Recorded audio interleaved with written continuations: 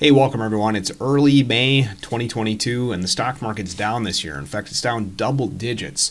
Thought this would be a great opportunity to revisit a classic retirement income strategy for managing through market volatility. That's what we're talking about. Stick around.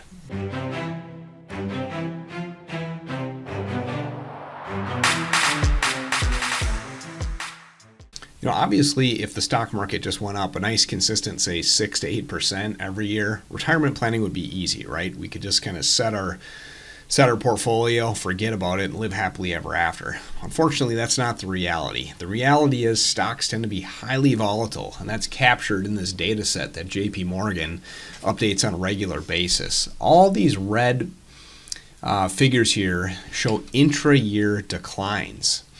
So, in other words, even though stocks over the last 42 years, if we go back to 1980, have been positive for the calendar year, 32 out of the 42 years, so that's 76% of the time, on average, every single year at some point between January and December, we will have a dip, and the average has been about 14% per year.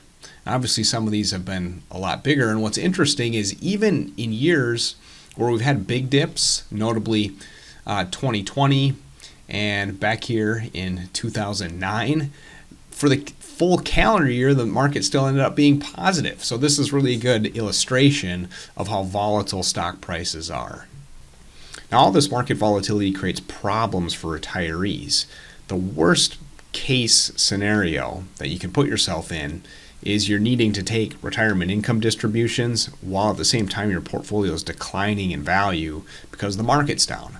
That can compound a down market, and basically you're locking in losses, and you never want to put yourself in that situation.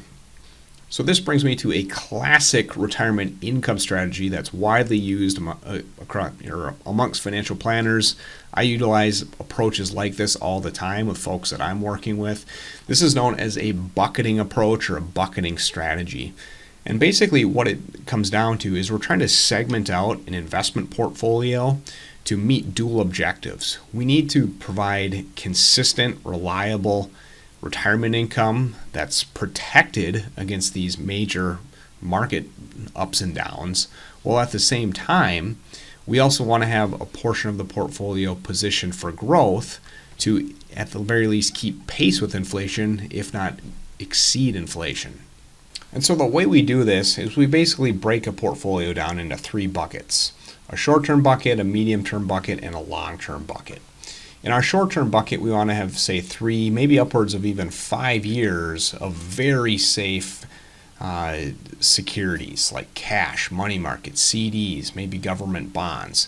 We want this war chest of safe, secure dollars so that we have plenty of time to weather whatever economic storm ultimately comes. And that's the key point.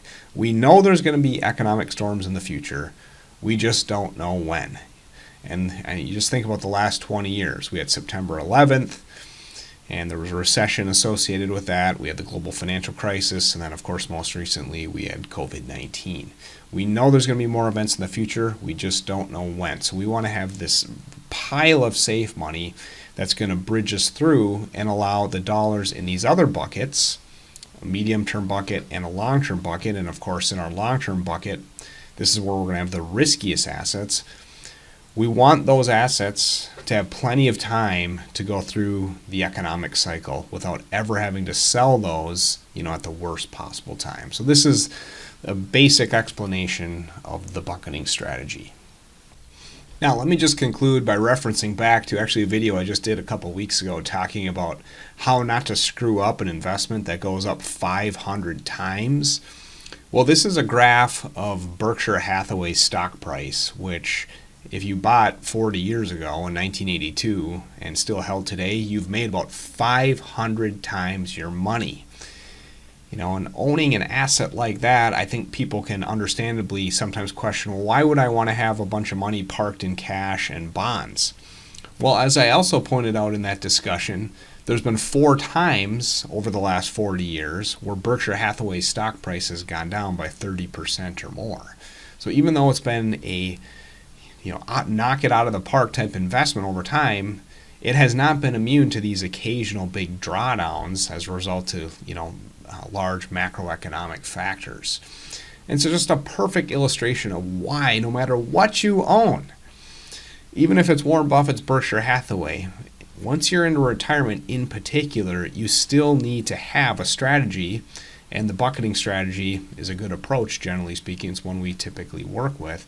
You have to have something to weather through these occasional big market downturns.